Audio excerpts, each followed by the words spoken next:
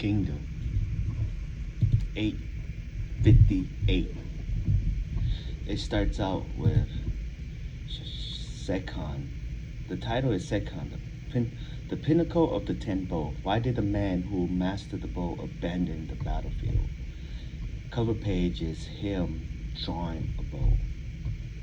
The title, The Endless Battlefield. And he's having like a flashback or inner monologue. And he's thinking to himself, as for the bow, it is not about the draw, nor it is about the release. I learned that it is simply about witnessing the results.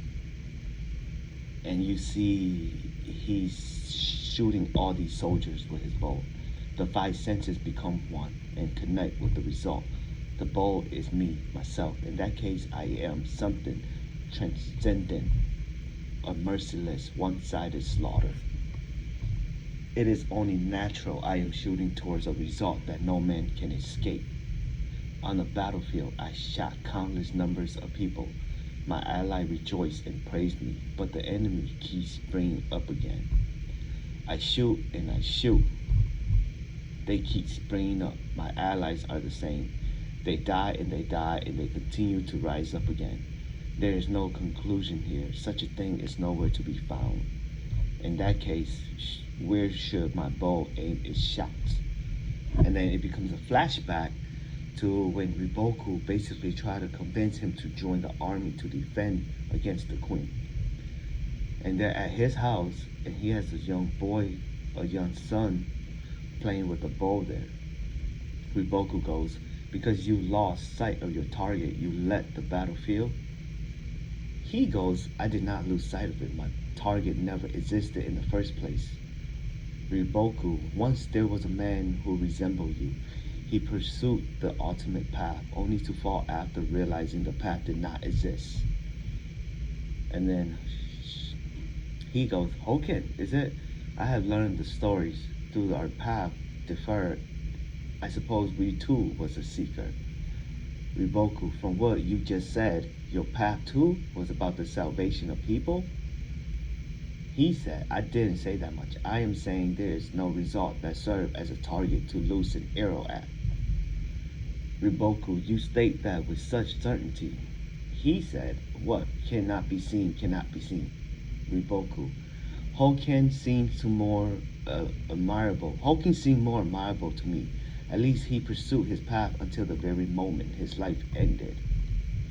Shoken, he simply lacked the eyes to see what lays ahead, that man. And then you see Riboku kind of give like a frowning face. And then he goes, huh? What is it? Riboku, what people fight with all their might and live desperately within their prospective position and power. While possessing such peerless power, what are you doing here now? He goes, it sounds like you are saying those with power should live for the sake of others. That way of thinking too is the arrogance of the powerful. Riboku get all mad and he goes screaming, trying to save people who are about to be crushed. Where is the arrogance in that? Shoken didn't say anything. He just kind of glared at Riboku. The boy kind of get taken aback. And then there was a moment of silence, and then Riboku finally talked. You people look from too high up, just like Hoken, and just like the king or queen. And then Shoken, what do you see the path? Then do you see the path? He goes, there is no target to serve as the conclusion. If you intend to bring someone who claimed there is no path back, then you must see that path, Riboku. Riboku didn't say nothing. Whether I see such a thing or not, I can save those who cannot resist, whose voice do not reach even if they cried out, and who are trampled by violence. And then he goes, can I take that answer as I do not see the path? Riboku, yes, but I am not saying it does not exist. The path is definitely somewhere. However, you could never see it from a high place or from a distance. And then he glint his eyes at Riboku, and then Riboku goes, that Kanki once said, I never even look in the middle. The path is in the middle. Through struggling And by struggling, we have no choice but to find it there. You will find it, said Shunkin. We will find it together in the middle with those who are desperate. And then he screamed at Riboku, no, say that you will find it, Riboku. Riboku opens his eyes and then come to a realization. I understand, I will find it. And then they both just kind of stare at each other. And then Riboku go, but for that, your power will be necessary, Shakan. I will not ask you to shoot down great numbers like in the past. Just one quiver worth of arrow is enough. If you shoot the enemy leader, we will handle the rest. We will shatter the worst path known as Queen's unification by force. That is the first step of our path. It is the target. And then he finally said, you have a way with word. But my arrows are merciless against those desperate in the middle. Against the enemy, being merciless is fine, I think, said Riboku. And then he goes, I will think it over for a few days. Go home now, Riboku. But regardless of whether I join the war or not, those words you said earlier, do not forget them, Riboku. And then the scene shifts to him and his son, probably in their house, and he's getting dressed while the son said, lately, when I concentrate my ki and stand ready with my bow, there are times when I hear something like the voice of the earth.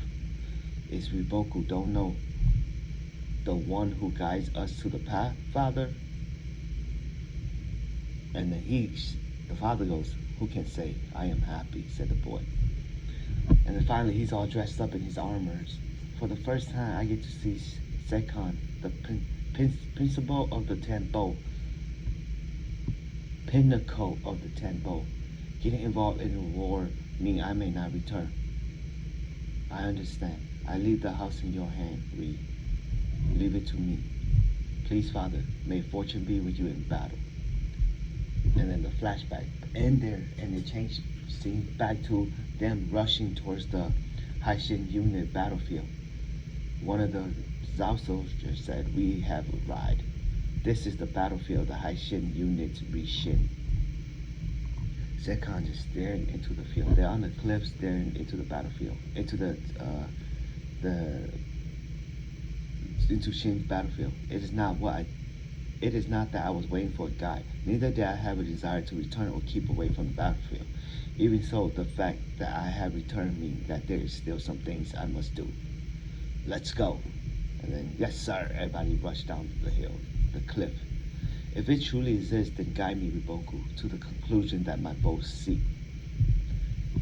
And then one of the Zhao soldiers goes, the Queen General Rishin is a loathed man who sued the three great heaven, Hoken-sama, and many other Zhao generals. He didn't say nothing. And then he sees a whole bunch of arrows flying across the battlefield. And then he stops and he goes, does that enemy army possess a renowned archer? Huh? The arrows from that archer unit are not bad. Yes, according to the report, there are archer brothers named Sujin and Sutan. 7 years ago, General Kimu was slain by the younger brother Tan. The older brother Jin is an archer who has shot dead many of our officers. End of chapter. Looks like there's no break next week, and they're going at it. You know, I called it. It's either the two of them are gonna fight against Sekan, and it's gonna be a battle against defense and attack. So, I mean, it wouldn't be fair to give Shin the kill for this dude, you know. So it will be fair to give it to Tan or to Jin, the older brother. Now they're gonna be shooting arrows and deflecting arrows, and because he is number one of the 10 bow, he will be able to do both. But for Jin and Tan, they won't, you know. So I feel like Tan will probably block the arrow, and Jin will probably shoot to kill. And so it's gonna be between both of them, and something will probably occur, and Tan will probably be able to block an arrow, and Jin will probably shoot his arrow and hit, you know, Sekan and kill him like that. I'm telling you, I'm calling it now. not right, excited.